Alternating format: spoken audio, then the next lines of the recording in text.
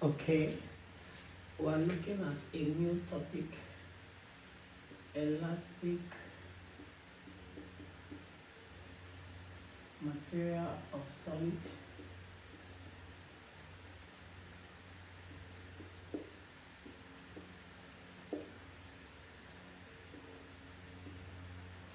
Okay, so basically we will begin with some terms, definition of some terms before I come to the calculation that we have on the board. So the first thing I'd like to explain is elasticity. Elasticity, okay? The next thing I'd like to explain is elastic material.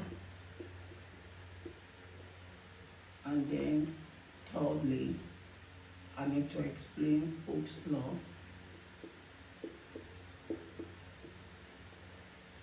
And then fourthly, the graph. 5, stress and strain. Then 6, young modulus.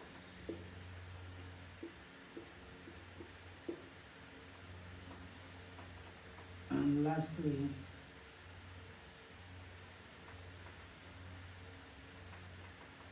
energy in the spring. Okay, trust me, by the time I explain all of this, you will have understood what the topic is all about. So let me explain systematically. Elasticity, this is not the one in economics, okay?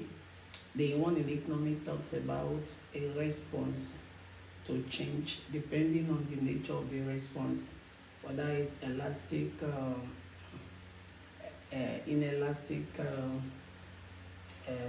inelastic, elastic, unity, like you have it in economics. But in physics, elasticity simply means that the ability of a material, a solid material, to return to its original size or shape after the distorting force, the force that caused the deformation, is being removed. That's what elasticity is talking about.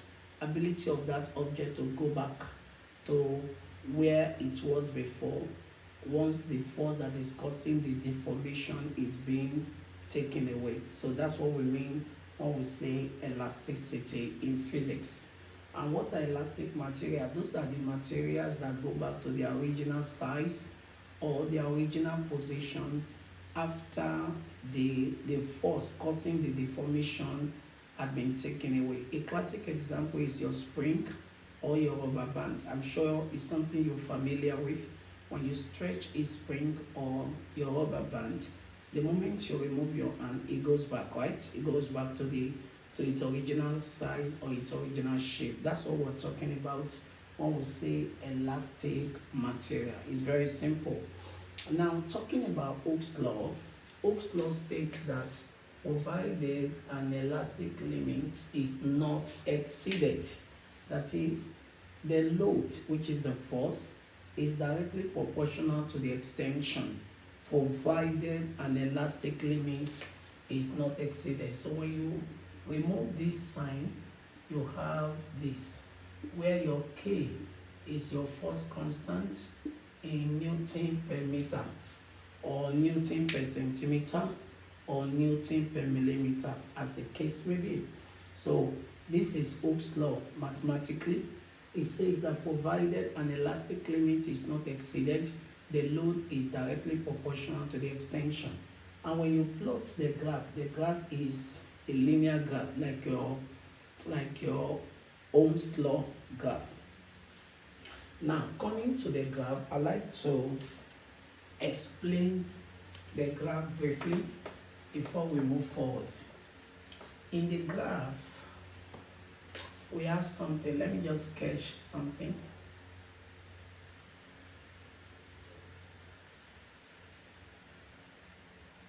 Okay, just manage this. So we have this, I'll call this P, I'll call this E, I'll call this place Y, and then I'll call this place B. Please just don't mind my, okay. Now, so here, let me just take this place to be my load, and then my extension. Okay, so let me explain what is, in case you see a graph like this and you're expected to just explain, let me do the explanation very quickly. Now, from this point here, origin point, to point P, to this point, point P, then we have another point here, we have another point here, and then we have another point here. So from this very point to point P, we call it proportionality limits. Proportionality limits. At this point to P, your Hooke's law is obeyed. Yes, Hooke's law is obeyed. So that's the explanation between here and here. Next, from 0 to the E, or from here to here, is telling you that that's the point here called the elastic limit. Now, it means that just as the material can still return from this P to its original size, the material can still return to its original size or position at this elastic limit point. So this is the limit. But at this point, the object still has the capacity to return because it has not lost all its elasticity yet. But the moment you leave the E point and come to the yield point, what's yield point? Is a point beyond the elastic limits. And at this point, the material loses its elasticity at this very point. And then it becomes like plastic. And by the time it gets to the breaking point, complete deformation and breaking takes place right there. So understand what the graph is saying: proportionality limit, elastic limit, yield point, and breaking point. Okay, so that's what that graph is talking about. And then when we talk about stress, the stress is just telling you about the stress there is like your pressure. So your stress is your force per unit area, and while your strain is your extension over length. Strain is dimensionless. It does not have units because the extension is in meter, the length is in meter, centimeter, centimeter, millimeter, millimeter. So they will cancel out. So strain does not have units. So while the stress, is force per unit area, strain is extension over length. So please take note of that. And you can't bring these two together, and when you do that, you have what is called the Young modulus. That's this one. You have what we call the Young modulus. So what is Young modulus therefore? The Young modulus is the ratio, the stress to strain.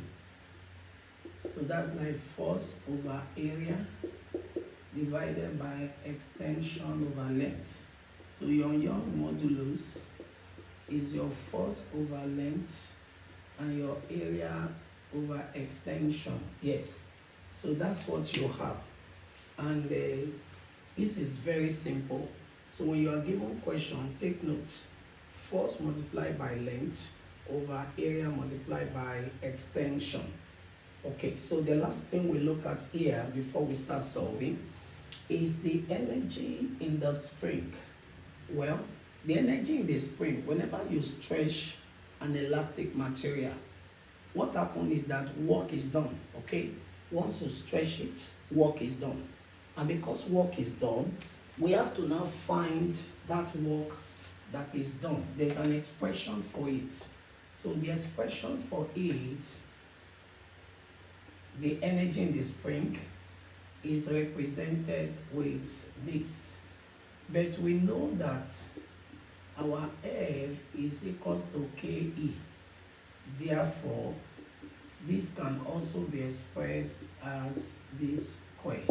So you can use this in a question, because our force is equal to force constant multiplied by extension. Then you can bring it, you will have KE squared, depending on the nature of the question that is given to you.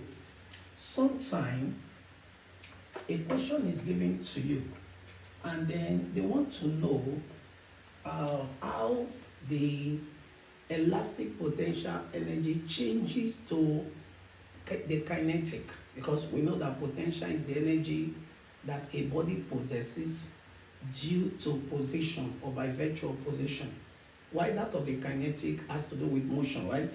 So you imagine a boy holding a catapult and he's trying to throw a stone or target a bird somewhere and trying to release the stone from the catapult.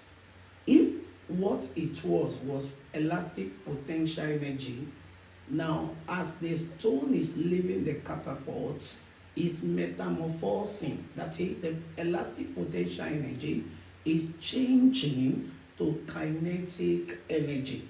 Now, how do we express that? Therefore, we can express such situation as this, equals to kinetic energy. So, and you might be asked to find the velocity, but they will say speed. Most of the time, they will say speed. So in this case now, they have cancelled each other out. So you have this. So that you have this equals to Fe divided by M. Therefore, my V is the square root of what? Fe over what? Over M. That's what you have. Fe over M. So that's your V. This V there is actually velocity, but the question will say find the speed with which the stone leaves the catapult. This is how to find it. And in case it is the force is not given and it is a force constant that is given, then it's going to be in this manner. It's going to be in this manner. So you have KE squared equal to this.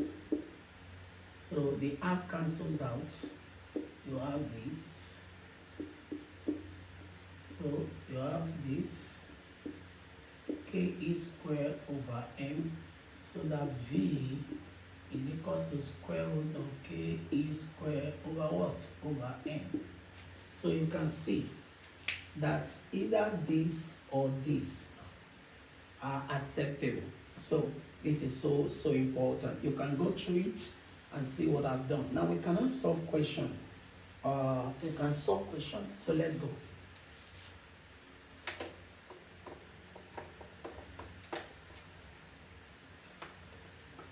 So to solve the question on the board, question 1 says that if a wire of 30 centimeter long is extended to 30.5 centimeter by a force of 300 Newton, find the strain energy of wire.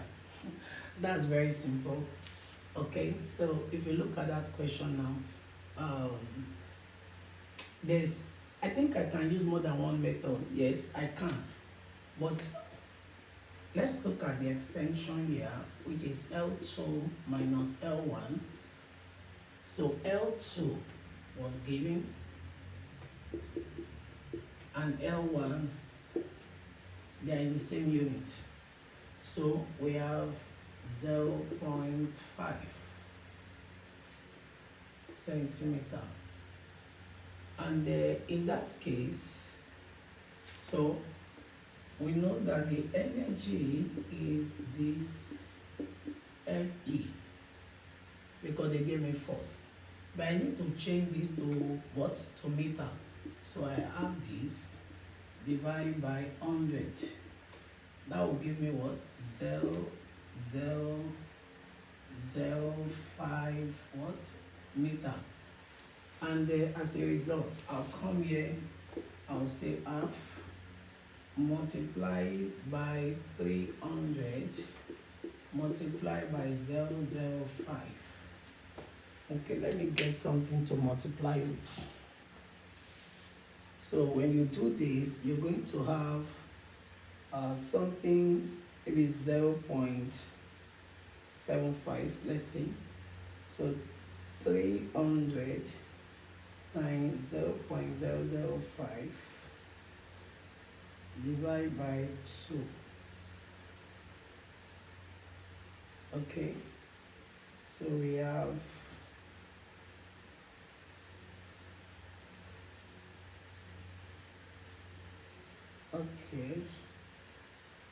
okay 300, okay, sorry, 300 multiplied by 0.005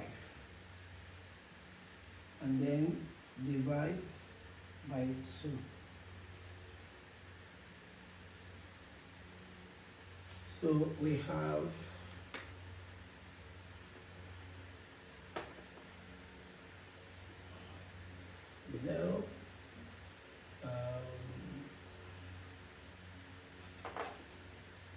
750 joule. So when you have 1 to 2, so what that means is 7.5 times 1 joule, which is the same thing as this joule. That's what I was saying. So you have that as your answer, 0.75 joule as your answer. So now the next question says the dimension of Young modulus E is given by. So we need to solve to know what the answer will be. So let me use this.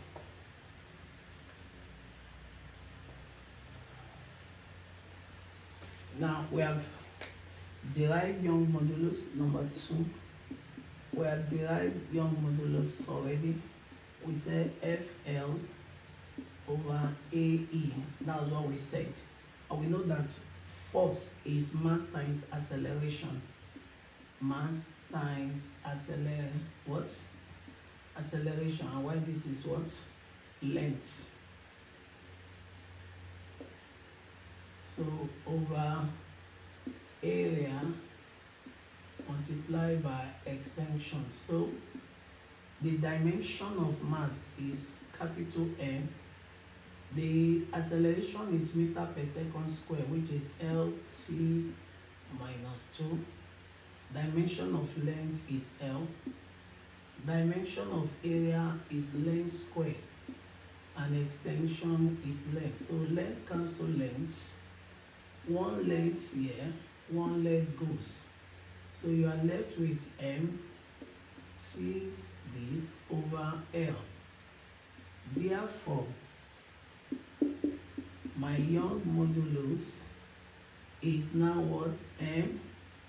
This L goes up. You have minus 1 from the law of indices.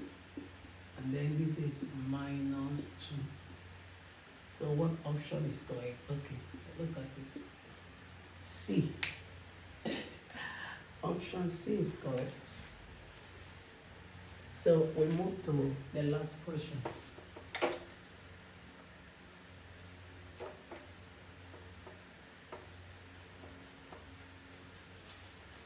Considering the last question. The last question can be solved in 2 ways. One, I can say KE and then make the subject of formula. That is, I'll just find this divided by the first force given to me, which is this one now. So, which is 30 mm. I'll just divide. I'll divide it by what? By 1,000 to change it to what? To change it to meter. So I have 0.03. And so this is what I will have. Then I'll come again. I'll say F is equals to what? KE. Then I will now do what? 0. This, which is this value, multiplied by the new extension. So if you divide this by this, you have what we have 0.035. Do that correctly, our F will be 2.3 Newton. So 2.3 Newton. That is 2 times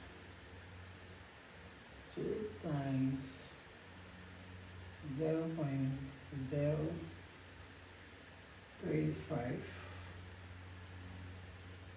divided by 0.03. Yes, very correct. So if you don't want to solve it this way, you could recall that we have this formula, so that my K is F over this, which is F1 E1, which is F2 E2. So I can make F2 subject of formula here, and that will give me what?